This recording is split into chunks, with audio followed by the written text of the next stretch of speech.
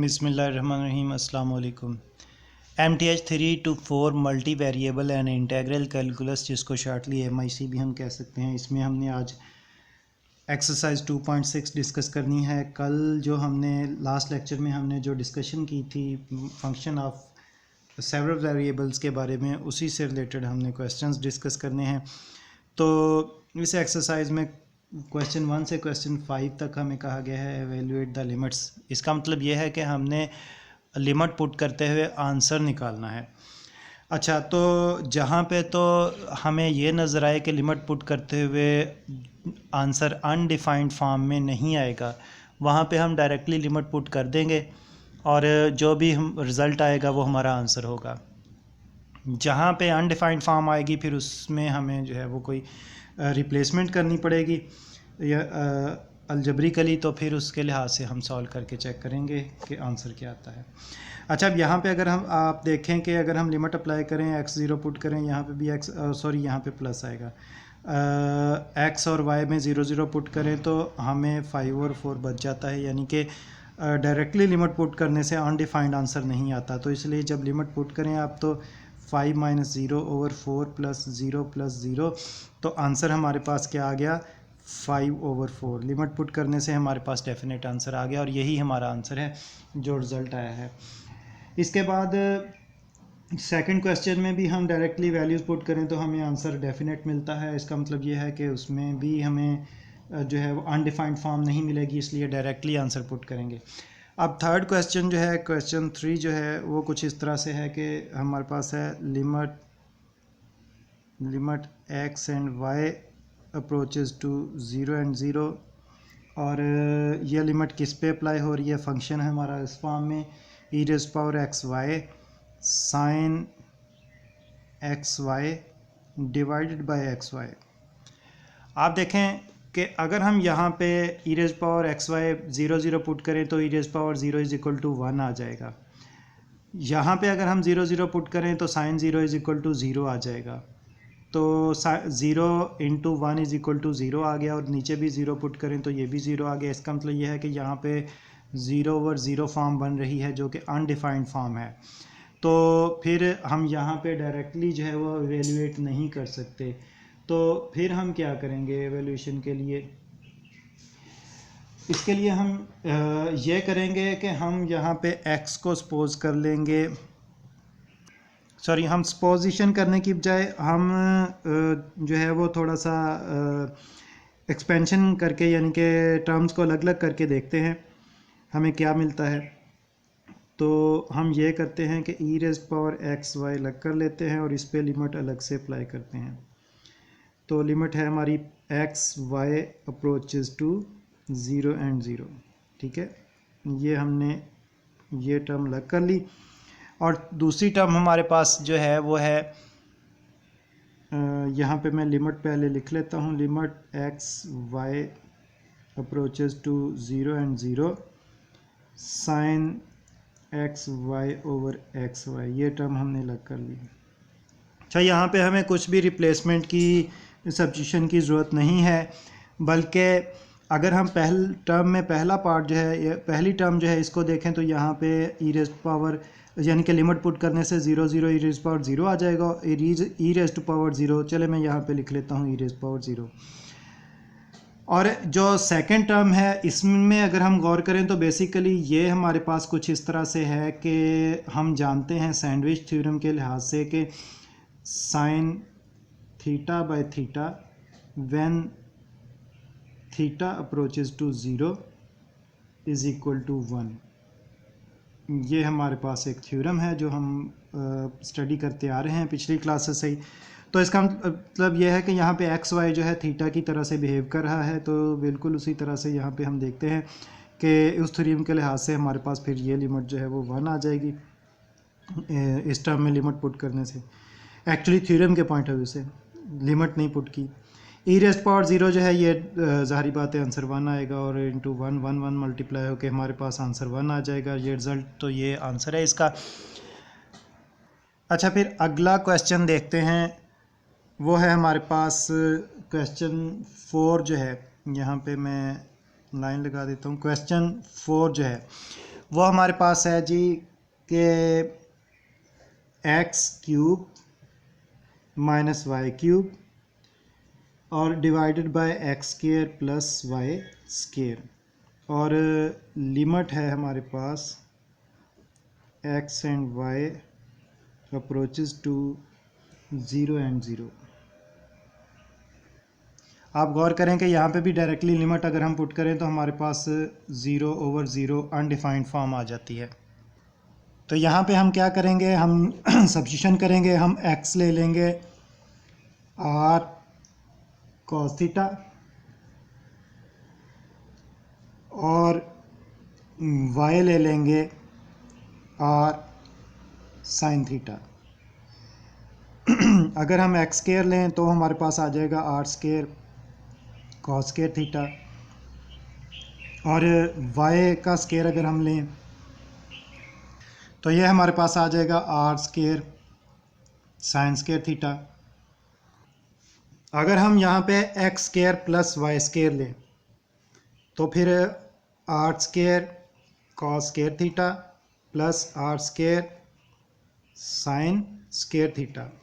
Right side पे हम r square common ले सकते हैं तो हमें बचेगा पैरेंथेसिस में cos square theta plus sin square theta, और जो कि हम जानते हैं कि cos square theta plus sin square theta is equal to 1।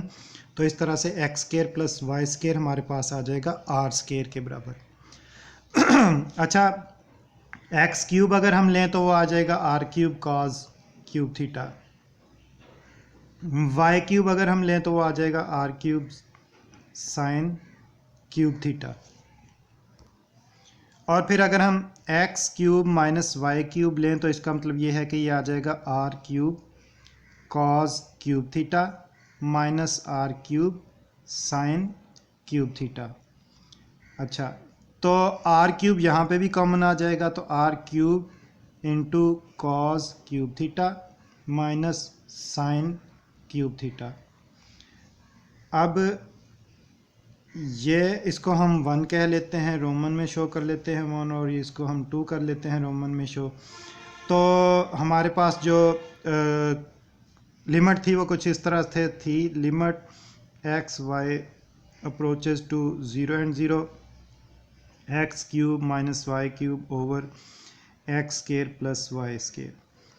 अब देखें कि 1 और 2 से अगर हम सब्स्टिट्यूशन करें तो हमारे पास ये आ जाएगी लिमिट कुछ इस तरह से कि लिमिट एक्स वाई सॉरी अब क्योंकि जो अगर हम सब्स्टिट्यूशन कर रहे हैं तो हमारे पास अब जो वेरिएबल है वो r है, और इसके साथ साथ हमारे पास वेरिएबल थीटा है। तो फिर उस पॉइंट ऑफ व्यू से अगर हम देखें तो हम देखते हैं कि यहाँ पे लिमिट जो है वो फिर हम एक्स वाई की फॉर्म में नहीं लिखेंगे, बल्कि हम लिखेंगे, नीचे लिख रहा हूँ मैं कि लिमिट हम सिर्फ r के लिहाज से सॉल्व कर लेते हैं। लिमिट r अप्रोचेस टू 0 तो हमारे पास आ जाएगा r cube into cos cube theta minus sine cube theta over x square plus y square की जगह हमारे पास आ जाएगा आर स्क्वायर। अच्छा, ये यहाँ पे ये कैंसलेशन होके और यहाँ से कैंसलेशन होके हमारे पास ये कुछ इस फॉर्म में बचेगा function limit r approaches to 0 r into cos cube theta minus sine cube theta. r पे की जब लिमिट हम अप्लाई करेंगे तो हमारे पास 0 आएगा, तो इस तरह से आंसर हमारे पास 0 आएगा। और ज़ीरो जो है ये एक डेफिनेट आंसर है, तो यानी कि डेफिनेट वैल्यू है, तो इसका मतलब ये है कि हमारा यहाँ पे आंसर जो है लिमिट के लिहाज से 0 है। नेक्स्ट क्वेश्चन आप खुद से ट्राई कीजिएगा, उसमें सिंपली वैल्यूज सब्स्टिट्यूट करनी है और वैल्यू सब्स्टिट्यूट करने के बाद जो आंसर आएगा, यानी कि लिमिट पुट कर देनी है, लिमिट पुट करने के बाद जो रिज़ल्ट आएगा वही हमारा आंसर होगा। उसमें अनडिफाइंड फॉर्म नहीं बनेगी, इसलिए आपको आसानी रहेगी सॉल्व करते हुए। अच्छा, फिर नेक्स्ट 6 से लेकर 10 तक जो क्वेश्चंस हैं उनमें बेसिकली हमने ये बताना है कि लिमिट जो है वो एग्जिस्ट नहीं करती, यानी कि show that limit does not exist. अगर हम बात करें क्वेश्चन 6 की, तो क्वेश्चन 6 है हमारे पास, लिमिट में पहले लिख लेता हूँ, limit x y approaches to, ये है 0 0, और फंक्शन है हमारे पास x y over x square plus y square. तो अगर हम यहाँ पे 0 0 लिमिट पुट करें तो हम देखते हैं कि अनडिफाइंड फॉर्म आ जाती है, नोमिनेटर में भी 0 डिनोमिनेटर में भी 0, जो कि अनडिफाइंड फॉर्म है। तो फिर यहाँ पे हम सब्स्टिट्यूशन मेथड अप्लाई करते हुए चेक करेंगे। तो उसके लिए हम क्या करेंगे, हम ये करते हैं कि जो हमारे पास इक्वेशन ऑफ स्ट्रेट लाइन है, यानी कि y is equal to m x, ये y की जगह सब्स्टिट्यूशन करते हैं। जब हम ये सब्स्टिट्यूशन करेंगे तो limit x y approaches to 0 and 0, और x और y की जगह आ जाएगा एम एक्स एक्स स्केयर, और वाई स्केयर की जगह आ जाएगा एम स्केयर एक्स स्केयर। अच्छा, अब देखें कि हमारे पास इसको थोड़ा सा अलजेब्रिकली सॉल्व करते हैं। Limit x y approaches to 0 0, और ये हमारे पास हो जाएगा एक्स स्केयर एम, और यहाँ पे भी x square plus x square m. X square denominator में कॉमन आएगा, तो ये हमारे पास कुछ इस फॉर्म में आ जाएगा, limit x y approaches to 0 and 0, तो x square into m over x square into 1 plus m, sorry यहाँ पे एम का भी स्केयर आएगा, m square, x square cancel out हो गया। हमारे पास बाकी है limit x y approaches to 0 and 0, m over 1 plus m square. अब m जो है यहाँ पे हम, एक तो पहली चीज़ जो ये है कि हम यहाँ पे लिमिट जो है वो सब्स्टिट्यूट कर नहीं कर सकते क्योंकि एक्स वाई नहीं है। दूसरी चीज़ ये है कि अगर हम चेक करना चाहें कि यहाँ पे आंसर क्या आता है, उसके लिए हमें m की वैल्यू पुट करनी पड़ेगी।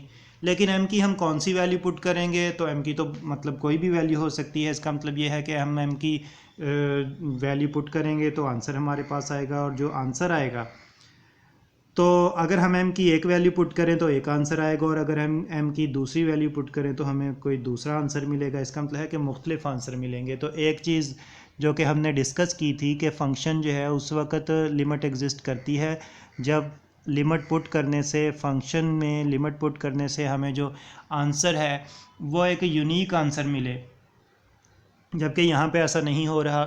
यहाँ पे डिफरेंट वैल्यूज़ हमें मिलेंगी। अगर हम m की वैल्यूज़ पुट करें तो आंसर डिफरेंट मिलेंगे। तो इसका मतलब ये है कि लिमिट डज़ नॉट एग्जिस्ट। हम जो है ये चीज़ यहाँ पे लिख लेते हैं। ये स्टेटमेंट मैं यहाँ पे लिख रहा हूँ, फिर नेक्स्ट में मैं ये स्टेटमेंट नहीं रिपीट करूँगा आप, लेकिन जो है वो जब भी सॉल्व करें तो एंड पे ये स्टेटमेंट ज़रूर दें कि since for different values of m, there are different solutions, different, या रिजल्ट्स लिख ले, results, therefore limit does not exist, does not exist। Question 7 भी बिल्कुल इसी तरह से ही सॉल्व करना है आपने, जिस तरह से हमने क्वेश्चन 6 सॉल्व किया है। क्वेश्चन 8 जो है इसमें मैं फंक्शन लिख देता हूँ, लिमिट वही है x and y approaches to 0 0। बाकी मैं मेथड बता देता हूँ, आपने खुद से ट्राई करना है। तो फंक्शन है हमारे पास a x square plus b y over c y square plus d x. अच्छा, यहाँ पे एक तो उसी तरह से आप देखें कि अगर हम चले मैं लिमिट यहाँ पे लिख देता हूँ कि लिमिट जो है एक्स वाई अप्रोचेस टू 0 0। अगर तो हम डायरेक्टली एक्स वाई की लिमिट्स पुट करें 0 0, तो फिर हमारे पास यहाँ पे 0 इंटू ए 0 आ जाएगा, 0 इंटू बी 0 आ जाएगा, तो नोमिनेटर में आ गया 0, और इसके साथ साथ नीचे भी में भी वही कंडीशन होगी, यानी कि 0 और 0। अनडिफाइंड फॉर्म बन गई डायरेक्टली पुट करने से लिमिट। तो फिर हमें वही तरीका इस्तेमाल करना पड़ेगा, यानी कि y is equal to m x. अच्छा, जब ये मेथड इस्तेमाल करेंगे तो हमारे पास एंड पे फिर से x और y वेरिएबल में से कोई भी वेरिएबल नहीं बचेगा, तो m की डिफरेंट वैल्यू के लिए आंसर डिफरेंट आएंगे, तो लिमिट एग्जिस्ट नहीं करेगी। लेकिन एंड पे हमारे पास a b c d जो कि कांस्टेंट्स हैं, इन कांस्टेंट में से जो है वो भी जो है वो हमारे पास एंड जो इक्वेशन में बनेगी उसमें शामिल होंगे। तो उनसे जो है वो आपने टेंशन नहीं लेनी, ए बी सी डी जो है ये कांस्टेंट ही रहेंगे। जस्ट हम m की डिफरेंट वैल्यूज़ जो है वो पुट करेंगे तो आंसर हमें डिफरेंट मिलेगा, इसलिए यहाँ पे भी लिमिट एग्जिस्ट नहीं करेगी। क्वेश्चन 9 में भी हमने जो है वो बेसिकली इसी तरह की टेक्निक इस्तेमाल करनी है। तो वहाँ पे भी जो है वो हम देखेंगे कि m आ जाएगा एंड पे, और m की डिफरेंट वैल्यू के लिए आंसर डिफरेंट होंगे, तो जिसकी वजह से लिमिट एग्जिस्ट नहीं करेगी।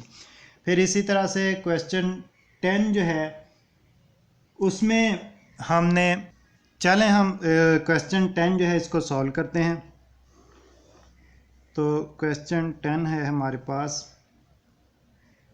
Limit x and y approaches to 0 and 0, और फंक्शन है हमारे पास एक्स वाई स्केयर और x square plus y raise to 4।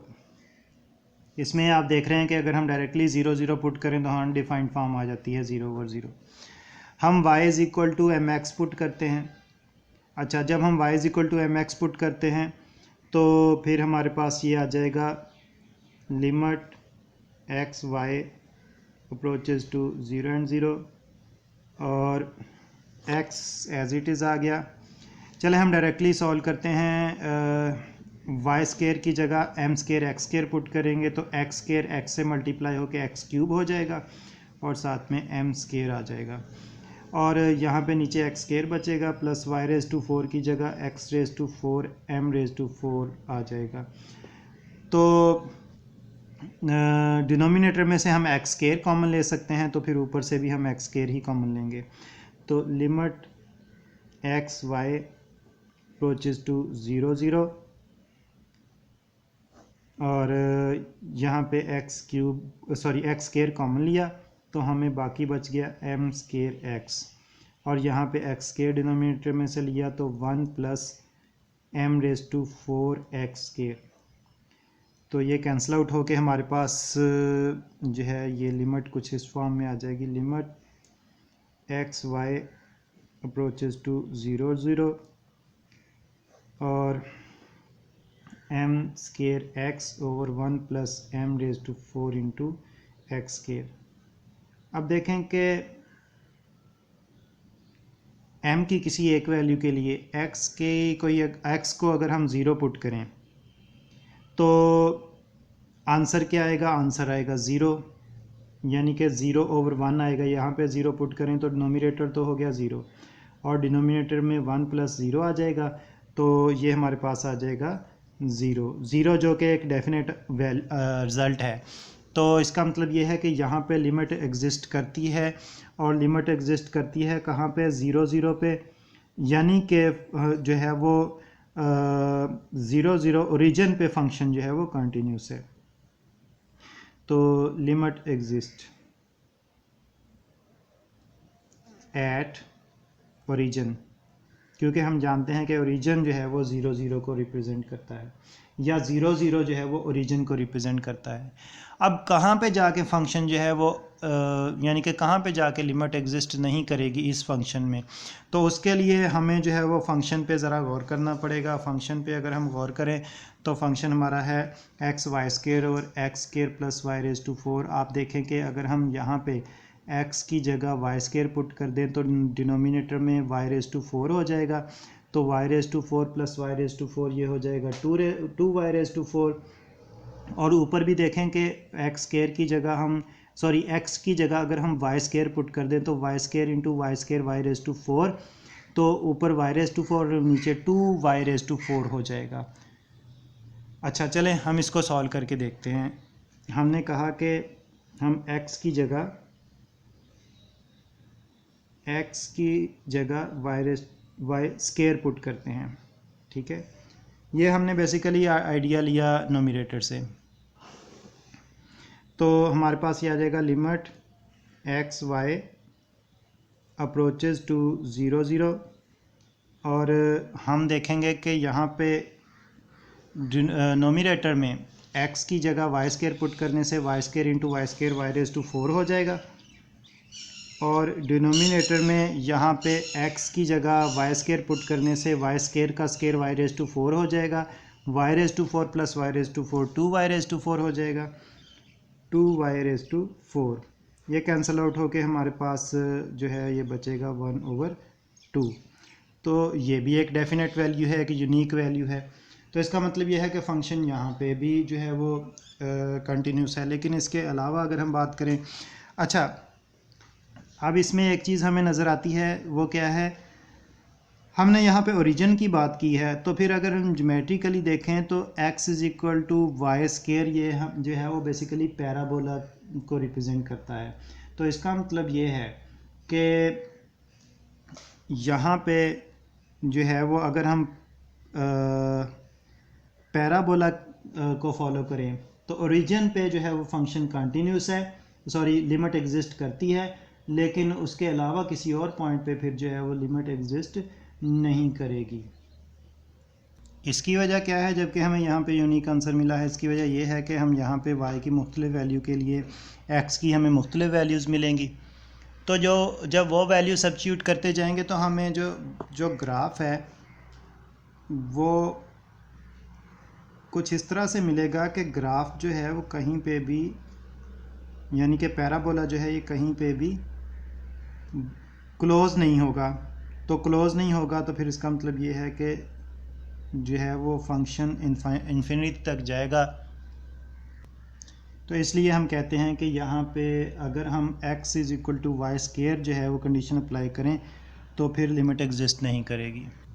मज़ीद इसी एक्सरसाइज से रिलेटेड मज़ीद क्वेश्चंस जो हैं वो हम नेक्स्ट वीडियो में लेक्चर डिस्कस करेंगे। Thank you very much.